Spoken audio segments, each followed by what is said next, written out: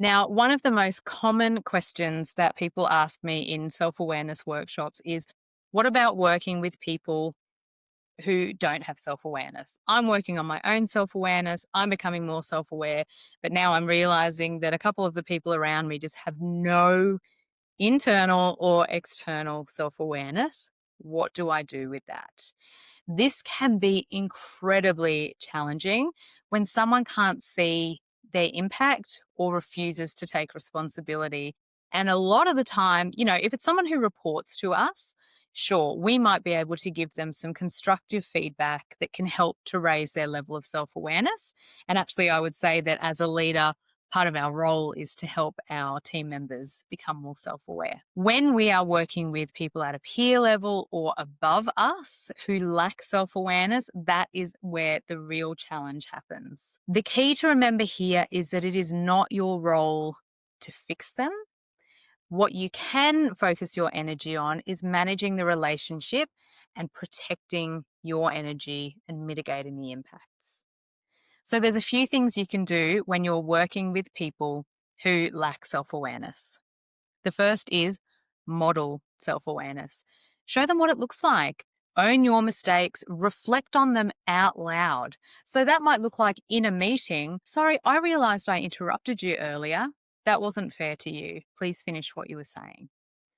So it's not about being perfect, but it's about making overt when you realize something. So showing them what self-awareness looks like, leading with vulnerability to set the tone and invite people around you to feel safe enough to do the same. Another opportunity is when you're working with someone who's not very self-aware, you might ask them for feedback on you and how you might improve. So you're modeling that behavior with a view for them to feel more comfortable to ask you for feedback as well. Similarly, you may choose to just give clear behaviour-based feedback, focusing on those I statements and what you've observed. So you wouldn't say, hey, I don't think you're very self-aware, but you might say, in this morning's team meeting, I noticed that you interrupted Emma, and I noticed that it really reduced her confidence in contributing.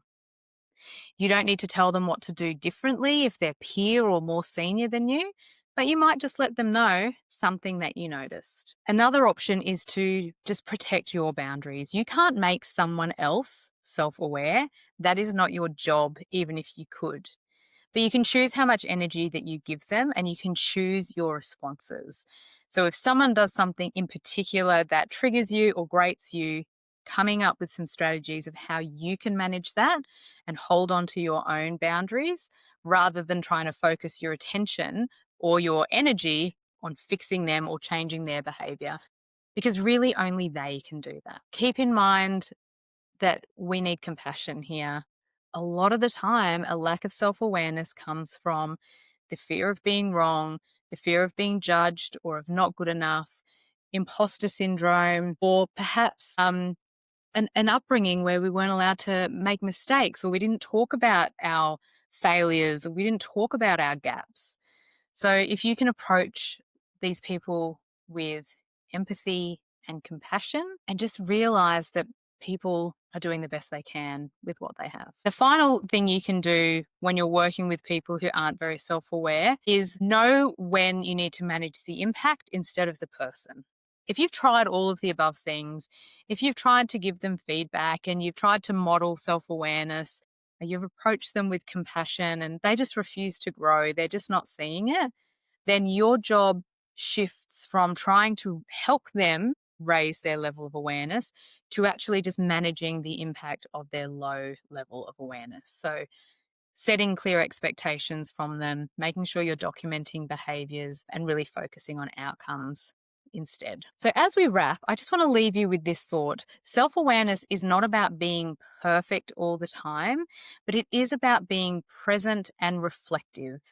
It is about knowing who you are, noticing how you're showing up, and then choosing to lead in accordance with those values rather than on autopilot.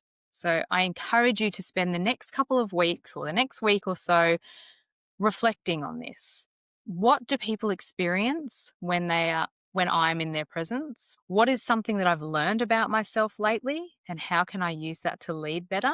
And if you can't think of something you've learned about yourself lately, ask questions, get feedback, and learn something. Find something new about yourself. You might say, as I said earlier, to a trusted colleague, what is one thing you think I might not see about myself? That single question could absolutely change everything.